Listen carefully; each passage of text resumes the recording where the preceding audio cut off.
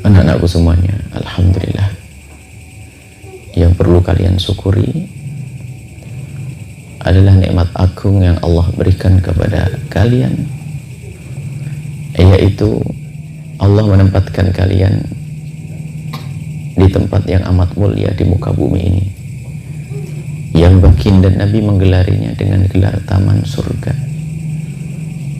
Artinya Allah telah menapakkan kaki kalian di tempat yang mulia, di jalan menuju surga Allah, jalannya penuntut ilmu. Yang harus kalian sadari, ini nikmat agung yang Allah berikan, dan tidak semua hamba Allah diberi karunia seperti ini. Banyak orang merindukan untuk menjadi seperti kalian, maka jangan sampai kalian menjadi hamba yang tidak pernah mensyukuri. Banyak di luar sana orang-orang yang merindukan seperti kalian. Agung kalian, semua nafas-nafas kalian ada nilai pahala yang Allah akan kembalikan kepada kalian, dan kepada bukan saja kalian yang mendapatkan kemuliaan pahala, kalian mendapatkan pahala, orang tua kalian mendapatkan pahala, orang yang memperjuangkan kalian saat ini, orang yang berjuang untuk kalian saat ini mendapatkan pahala. Dan pahalanya bukan main-main, sangat agung. Semua aktivitas yang ada di sini ada nilai pahala. Maka mungkin jika ada di antara kalian yang gelisah di pondok, gelisah, sedih, susah di pondok, setiap hari susah, pun pada akhirnya kalian juga tidak bisa meninggalkan tempat ini. Kita menemukan di pesantren sana ada anak itu setiap hari nangis, setiap seminggu sekali nangis, sebulan sekali nangis kalau waktu orang tuanya telepon, waktu orang tuanya kunjung tuh nangis dan pengen pulang. Ada datang kepada Buya, berapa tahun kau seperti itu? 4 tahun Buya. 3 tahun, 4 tahun. 4 tahun. Itulah keunikan. Biarpun kamu tidak kerasan sering nangis, tapi kenyataannya Allah tidak ridho kalau kau di luar. Jadi biarpun kamu suka nangis, tetap di dalam pondok pesantren. Artinya kau dipilih. Inilah kalau orang milih, kalau seorang hamba dipilih oleh Allah, biarpun dianya sebetulnya tidak betah di dalam pondok, tapi mau keluar nggak bisa. Sampai 4 tahun, dan dia sampai dikuat ilmunya, sampai ngerti. Dan baru tahun keempat dia bisa senyum di pondok. Tahun keempat baru bisa senyum di pondok. 4 tahun dia nangis terus, setiap ada orang tua yang nangis pengen pulang, tapi kenyataannya nggak bisa keluar. Jadi ada anak-anak yang dipilih oleh Allah. Kalau sudah dipilih oleh Allah, nggak ada yang bisa mengganggunya. Tapi kalau sudah tidak dipilih oleh Allah, unik.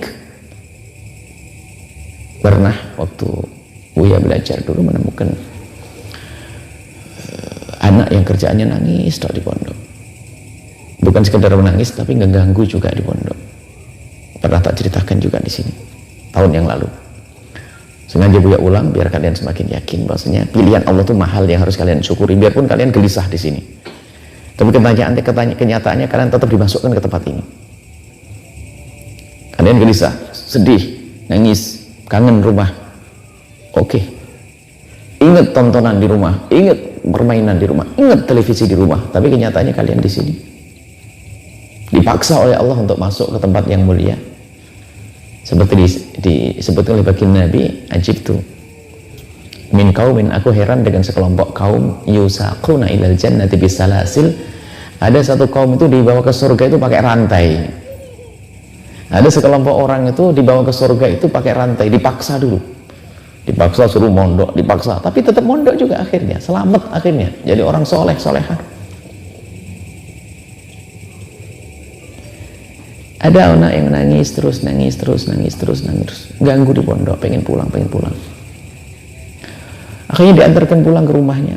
Tempatnya jauh, bukan desa, desanya desa, bukan kampung, kampungnya kampung. Sahabat Ustadz yang mengantarkan tadi bingung, setelah sampai di rumahnya orang tuanya tidak ada. Di mana orang tuamu? Masih cari makan. Kalau jam begini dia cari pakan, kalau bahasa Jawa ramban. Cari makanan kambing.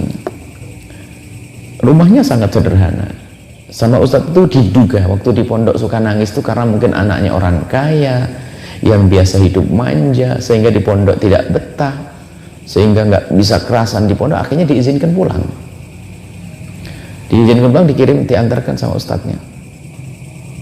Sampai di rumahnya ustadznya bingung, rumahnya seperti itu, banyak bocor sana sini, nggak ada tertutup, pasti nyamuk banyak, sama rumah sapi sama rumah kambingnya jejer. Di pondok jauh lebih enak.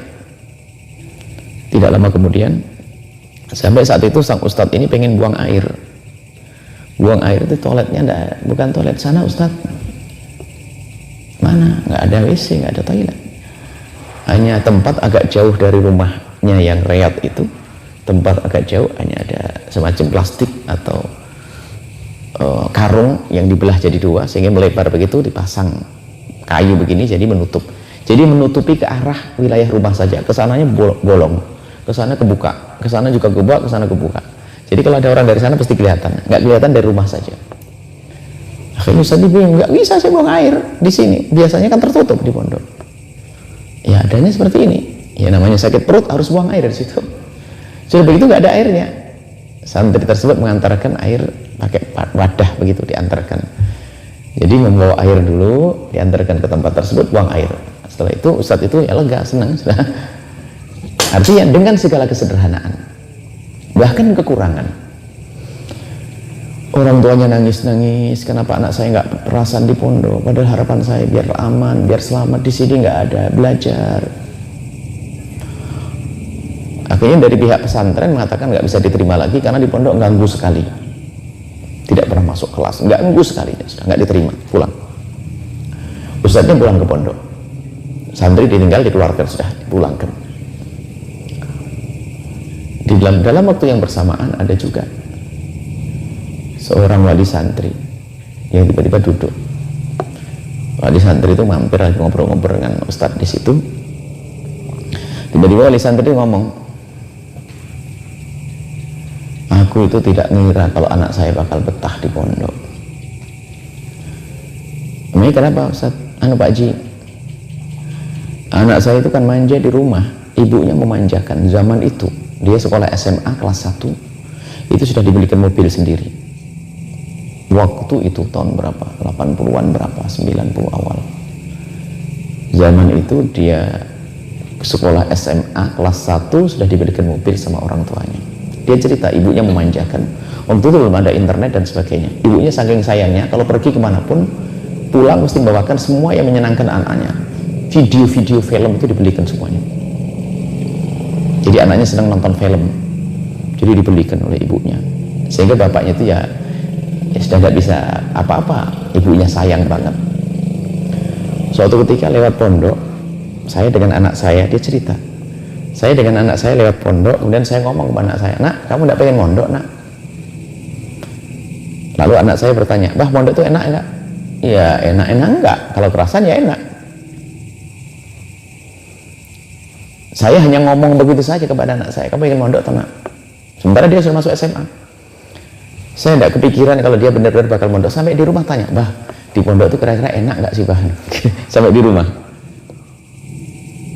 Ya kalau kerasan ya enak, kalau enggak ya enggak enak. Bah, boleh saya mondok, bah? Saya kaget. Yang benar kamu yang mondok? Dia pengusaha, bah, ini pengusaha kayu besar, orang kaya betul. Ini mau mondok? Iya, bah, mau nyoba, bah. Akhirnya karena pengen nyoba mondok baru masuk SMA, ya sudah saya turuti. Paling sebulan pasti balik lagi. Makanya waktu itu pun tidak diizinkan keluar, bukan orang tuanya hanya mengirim ke pondok, belum diizinkan keluar dari sekolah. Anggap saja kayak orang absen, nggak masuk kelas, libur kita, cuti kita, pokoknya minta izin kita. Masuk pondok akhirnya anak santri ini. Bulan pertama boleh kunjung, saya kunjung ke dia. Senyum senang, saya tanya, enak, bah, enak aja, enak, mulai saya kaget, enak bah, senang bah. Padahal di rumah itu kamar mandi sendiri, kamar sendiri, di pondok ngantri, makannya pun hanya pas-pasan seperti itu. Cuman saya belum yakin betul kalau bakal kerasan. Dan sekarang ini, pas kunjungan ini adalah bulan yang keempat. Bulan kedua lagi saya kunjung, tak pikir paling tak tahu bulan keempat tambah seneng dia. Bulan keempat sudah mantap betul, mantap ya sudah, sekolahnya dikeluarin, sudah tidak keluar sekolah SMA lagi, mobilnya sudah nggak dipakai lagi kan. Yang jadi bahan pemikiran Buya waktu itu adalah begini, lihat kalau orang tidak dipilih oleh Allah, biarpun di rumahnya tuh nyungsep, capek, air saja nggak ada, tidurnya sama kambing, jajaran sama kambing, rumahnya fakir sekali, di pondok jauh lebih bagus, air ada, makan disiapkan. Tapi kalau tidak dipilih oleh Allah nggak bisa tinggal di pondok, buktinya. Tapi sebaliknya yang satu orang kaya raya, dan sampai hari ini Buya menemukan di pondok, termasuk di pondok pusat itu makannya sederhana, banyak nanya orang kaya, tapi kalau di pondok bukan kayak orang kaya. Kenapa bisa begitu? Karena anak itu dipilih oleh Allah. Biarpun di rumahnya manja, kalau pikiran ngapain saya harus pondok, capek-capek banget, kamar mandi aja ngantri. Di sini kan nggak ngantri-ngantri amat, kalau waktu Buya mondok ya ngantri panjang. Jadi yang ngantri kan mikrofah atau apa? Gayung. Jadi gayungnya tuh ngantri, gayungnya Yahya, Ahmad, Ali, ini muncul. Jadi kalau gayungnya maju sendiri nanti. Dari kejauhan kelihatan sambil main begitu. Gayungku sudah deket gitu. Ngantri. Di pondok tuh ngantri. Tapi kalau orang dipilih Allah betah. Dia kaya. Manja di rumahnya tapi sampai di pondok. Dipilih, karena apa? Dipilih oleh Allah. Kalau nggak dipilih nggak bisa, ganggu di pondok malahan. Maka dari itu anak-anakku semuanya, ini mukaddimah dari Buya bahwa kalian senang-senangkan keberadaan kalian di sini. Kalau ternyata kalian merasa aduh pengen pulang, tidak betah dan sebagainya, ente bilang sama setan, setan memang aku tidak betah, tapi aku tidak akan pulang karena biarpun nggak betah aku sudah dipilih oleh Allah. Kalian dipilih oleh Allah, tinggal di pondok. Orang tua kalian saja karena masih hidup nggak ngelihat pahalanya. Orang tua kalian ingat, jika ada yang telah meninggal, orang tuanya lihat setiap saat pahala mengalir kepada orang tua. Pejuang-pejuang sesepuh-sesepuh yang membantu kalian karena masih hidup saja nggak ngelihat pahalanya. Giliran sudah mati, wafat nanti, waduh, masya Allah, mengalir terus pahalanya, amal jariah. Baca Al-Quran di sini nyampe, baca Quran, sholat di sini nyampe, ngaji di situ nyampe semua pahalanya.